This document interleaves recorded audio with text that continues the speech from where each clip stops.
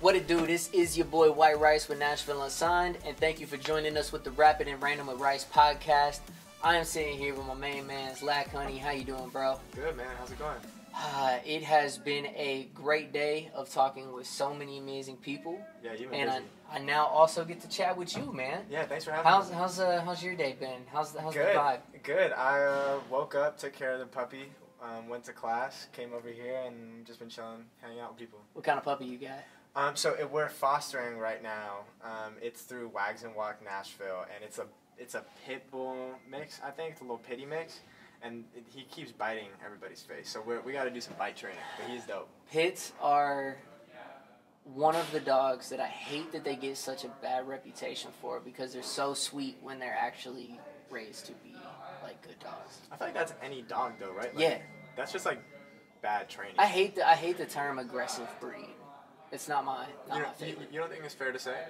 I don't think that's fair to say. I think there are dogs who have been bred to be aggressive.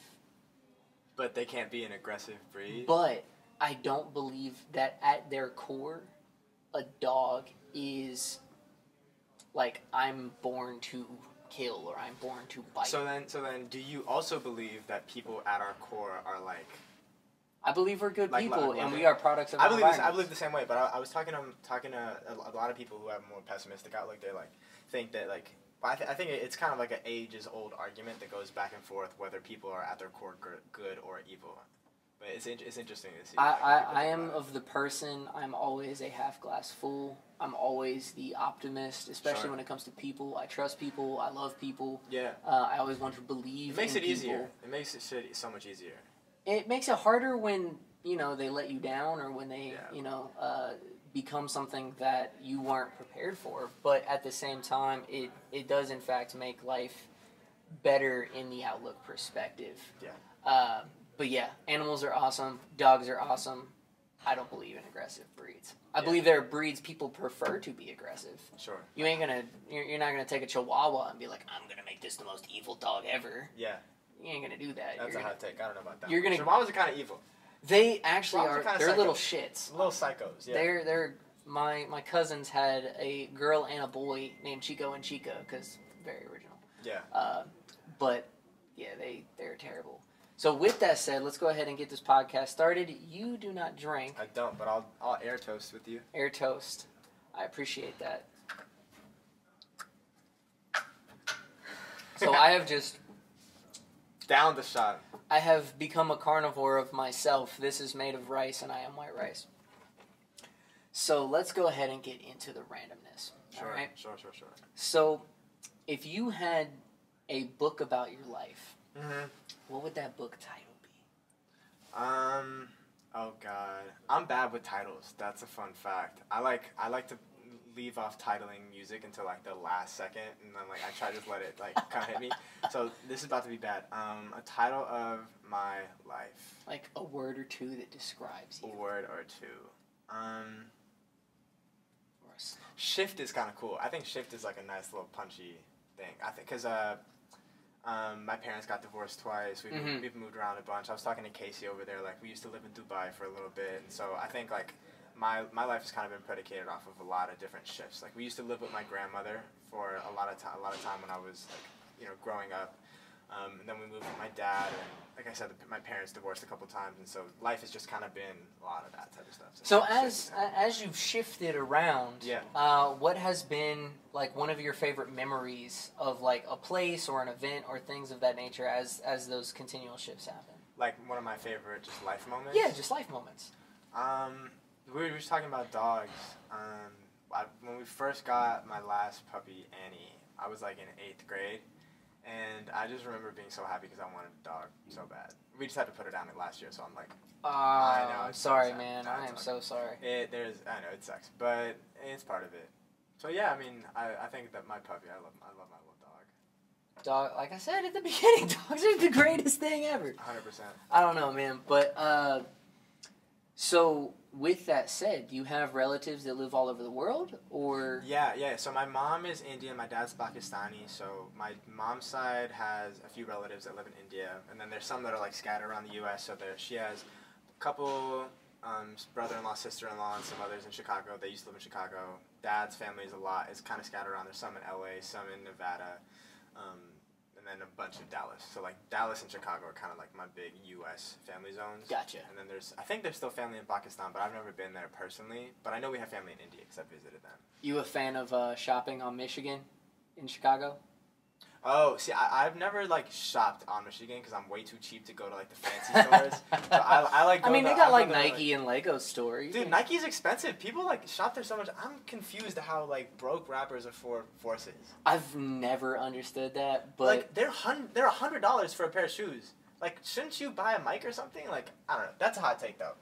That is a hot take. But I feel like I would rather put my money into like practical like let me like get a mic, let me get a pop filter, let me like do something else. But I guess like people like shoes and cool, good for them. So what would you say then has been probably the greatest investment into anything you've ever made, whether it be a car, a mic, a pair of shoes? What's the investment? So I saved my first 3 years of Spotify money when like I first started making like $10 a month to when it was like going up a little bit. I saved that and bought an interface and a mic 2 or 3 years ago. And then I bought speakers a couple months later, and that like buying my little studio setup, so like I don't have to ask anybody to do music. I produce my own stuff. I don't have to ask anybody for anything. That's been by far the biggest investment. Biggest investment? Easiest, like most positive thing. Like I could do an album in my room and not talk to anybody about anything. It is great when you can do that. Yeah. I miss those days. Now my room has too much acoustics going on. I can only do demos. I can't actually... Oh, you can't get the real thing down? No, I can't get the real thing down. I don't have that set up yet. So the thing is, like, I think if you get the right gear around it, like, have you heard of what are they called? It's the Chaotica eyeball. Oh, that my homie Chris J has an eyeball. He travels everywhere with it religiously. People like record in the worst situations, but they just use their little eyeballs and they're good. Almost everyone that I know that travels to South by Southwest like, that's in hip hop travels with an eyeball. Maybe it's a rap thing. Like I feel like it is. Every producer Instagram is like they're just the eyeball just chilling there, and they're in a studio, so like they don't need to record with the eyeball, but they just use it anyway. I mean, even it's sick, though. Even cats that I know that produce at Diamond Studios down the road. Yeah. I know like producers alone will just have an eyeball there just to do like sample like demo vocals or something like. Yeah. Like they don't want to invest in building a thing. Or a studio, but they're just like, hey, this is soundproofed. I'll just do what I can with this eyeball. Yeah. But anyways, moving beyond music, we're trying to stay away from music. We're not talking about music. Right. So, I unfortunately can't pull off those type of sweaters. These little things. Is that your vibe? This is the only sweater. It's the only sweater like this that I own. Okay. What's your normal day-to-day vibe? This is for sure it. I got my little sweats, my regular Adidas shoes. Hell yeah. I see cozy. the black and maroon stripe socks. The socks, yeah. I like see the swag. I like cool socks. I used to be really big on colorful socks, and now I'm just going back to like regular black. Your colorful socks are my colorful ties. I got Mickey playing baseball. You're a big tie guy? Yeah. Is this your usual get-up? This is my usual get up right here. I usually got a ball cap with this on. Usually some type of tie. How many white shirts do you own? Surprisingly, I only own 2. Really? That are like pure white dress shirts like this. Do you dry clean a lot, or do you use a lot of your stuff in house? I in-house wash. I have a really good washer and dryer. My washing machine sucks ass. Dude, I got lucky. Dude, I got lucky Lowe's because there was a small dent on the front door of the washer and a small dent on the top of the dryer. And they just hooked you up. And these were like $1,200 washer and dryer set, and it was like $600, like $1,200 a piece. My bad. They were $600 a piece. Oh, so you bought I bought them on dent specials, bro. Easy. And I was like, fam, I'm taking those. Easy. Energy efficient, and they clean everything like thoroughly. And I'm like, yo, this is straight with me. Yeah, why not? But I'll take suit jackets, and I'll take like big snow coats and things like that. I will take those are dry cleaners for sure. For sure. So are you? So for me, I actually have a condition where my eyelids overreact when things get too close. I can't wear contacts. Like. Yeah, like if my finger gets too close, my eyelids start twitching. Wow, okay. So for you, are you a glasses guy by choice, or do you also wear contacts? I wear contacts for like shows and things, but day to day it's glasses for me. Day to day glasses. Yeah. Do you prefer glasses or contacts? I don't care. It's okay. I think it's like if I need to look cool, then I'll put contacts in. But just like I'd rather just wear glasses on day to day. So I guess I am a glasses guy. Glasses guy. Yeah. Word. We're on the same team. Sick. Boat, plane, or train? Plane. I actually got my pilot's license this past summer. Pilot's license? Yes. So dude. So everybody's day-to-day job as like the aspiring artist is like I guess college grads or whatever. All my friends are going into like McKinsey or Deloitte, or they're working at some crazy like finance firm or whatever, and I'm like, yeah, I'm gonna go fly planes. And that's like, my dad's a pilot, so it works out for me. Dude, pilot? Yeah. I've never heard that as a like day job for artists. I think it's a really dope opportunity that I only have because of my dad, which is just like a crazy blessing that just happened. Dude, shout out dad. Shout out dad. I wonder if I'm sure he'll see this, but yeah, no, it's fun. It's dope. Dude, on that note, that is a jaw-dropping, like, that's cool. Yeah. Like, I hear bar backing, I hear Uber Eats, I hear all of that. Pilot's a different one. Yeah. Pilot is a different one. That's cool. So what do you do? Like the private like hopper jets? Do you do like the PJs where you flying private clients across? What's the mission on that? Right now I'm still working on my certification, so I'm Okay. still pretty early on in the process. But I'm going back home after I graduate Vanderbilt this May to get my final certifications, and then the plan is to come back and work for like a cargo shipping company. So that's going to be the day job for the next couple of years. Well, first and foremost, congratulations on graduating Thanks. college. Appreciate it. That is a huge deal. Thanks. What have you studied?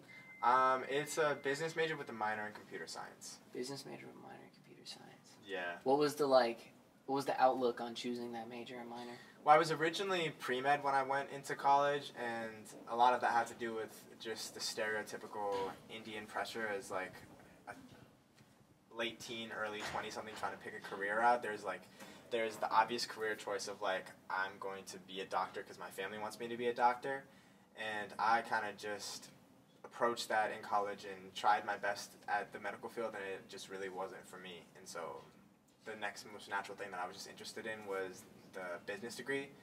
And then I figured to appease my family, because they were like, okay, you're doing business, but that still sounds like a fake major. Like, you still sound like you're doing like nothing. I was like, okay, let me do something interesting and to do with technology. So my roommate that I've lived with for the last 4 years is a computer science major, and he like worked at Microsoft and is gonna go do something crazy after graduation. He plays saxophone in my live band, actually. Dude, heck yeah. Yeah, and so he's been in CS, and he kind of just was telling me about it, and I decided to try it out, and I really liked it. Dude, well, I think you made a good choice, especially with the business degree. Going into music, you gotta know how to run your business. It is a business. Sure. So, with that said, just to wrap up, what was that aha moment in all of your life that... We're already at the aha moment? Yeah. I'm ready to talk for another hour, but yeah. Dude, it's been a great conversation, I'm telling you. Sure. And that's the rapid part. That's the sad part. Yeah. We get in good conversations like this, and you instantly have... Sure. We'll talk off mic. But you were saying... But yeah, so what was that aha moment that really led you to becoming an artist, or choosing that this is like the path that you want to take full time? So in high school, I was in band, and I played bass clarinet. And I don't know if you've seen a bass clarinet. I have, you actually. Have. So they're like, it's like a 5-foot long instrument that you have to sit on the ground, and it's like a big, thick ass thing. And so I was just like in band playing that and going crazy with that, and I wasn't really interested in doing music, like as like a creative, like creating music was just not even anywhere in my head. Yeah.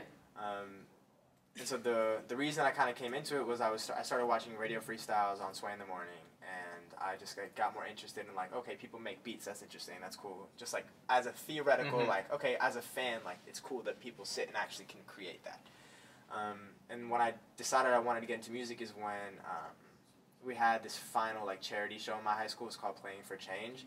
And so for Playing for Change, everybody can kind of do like their own set. Like, you do whatever you want, you get one song, And back then it seemed like the craziest thing ever to do one song. Now it's like give me a 30-minute set or I'm not doing it. But so pretty much that set and just like working with the musicians and doing my little cover medley of Ultralight Beam, Sunday Candy, and Power Trip, and those 3 songs just kind of put them together, and like doing the first performance as a rapper it was one of those aha moments, I think, because it brought me out of my comfort zone and made me like really animated and excited about something that I really hadn't experienced before. Like I was in trapeze before in high school. Like that was trapeze. Yeah, I worked at a trapeze rig down in Miami, the flying trapeze school. We are finding out so much about Lackhoney, people. I'm telling you. Yeah. So I did that, and I thought like up until a couple years ago in college, before I was like, I'm really gonna commit to music, I genuinely thought that I was going to get like some business job and take a couple years off after college to like go work in the circus. Like that was my 100% real plan. My parents didn't know that, so sorry, Dad. but that's what I was thinking of doing.